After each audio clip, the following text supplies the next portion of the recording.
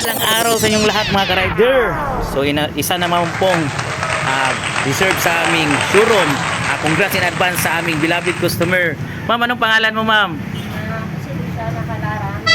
So once again, ma'am, congrats in advance sa iyong Yamaha Mio ES 2023 model.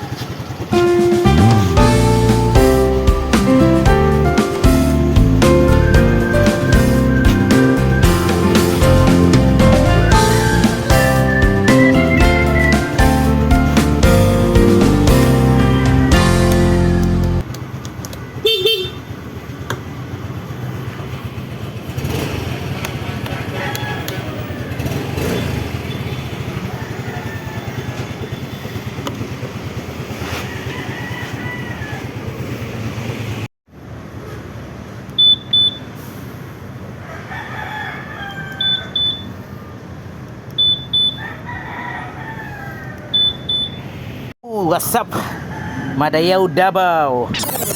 Welcome to my YouTube channel, Arjun TV Vlog. Ito ang last model sa Mio Gear S color matte blue. So alamin natin ang kanyang specs, function at benefits. Tara, let's go! So, ayan, magsisimula tayo ngayon sa kanyang harapan. Single pot caliper, single hydraulic disc brake at Dunlop kanyang model ng kanyang gulong. So front tire size is 80 by 80 by 14, so tubeless type. So ito kanyang front fender, napakatigas nito. Ito basta-basta mabibiyak o mababasag kapag ikaw ay nabubunggo. So headlight niya is LED lights. Meron din siyang DN night light. Third signal from right is bulb type. So front suspension, ganun pa rin, is front suspension telescopic port siya.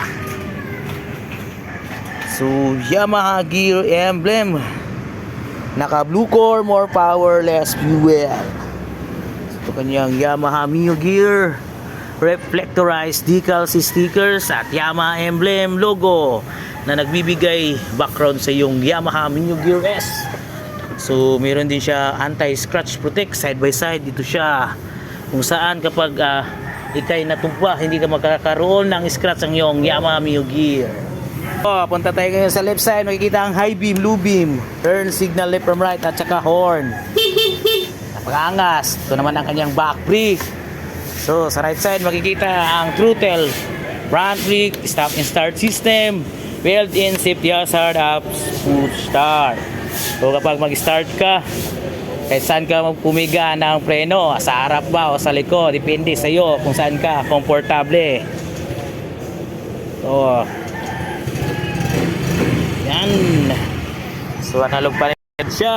Ito, dito makikita ang fuel gauge, odometer, beam loop indicator at engine check indicator. So pa rin niya.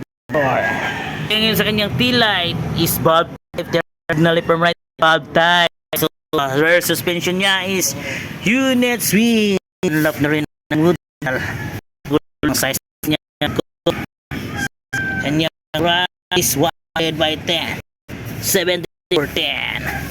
Brake, mechanical drum brake ng kanyang kickstarter. Sa pag maganang yung electric, mapapandar mo pa rin kasi meron yung kickstarter.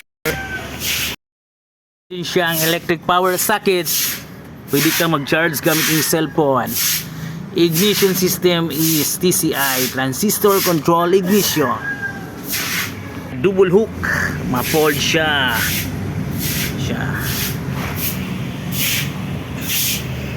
Ito kanyang redefined seat at luggage compartment. So fuel tank capacity is 4.2 liters.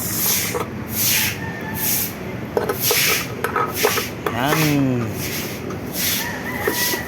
So malagyan ito ng gloves, kapote, mga documents ng iyong motor. So YTC 6B ang model ng kanyang battery.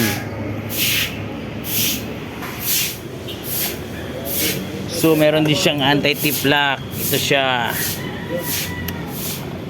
Okay. Start na natin. Okay, meron siyang SMG. Napakatahimik na kanyang makina. Smart motor generator.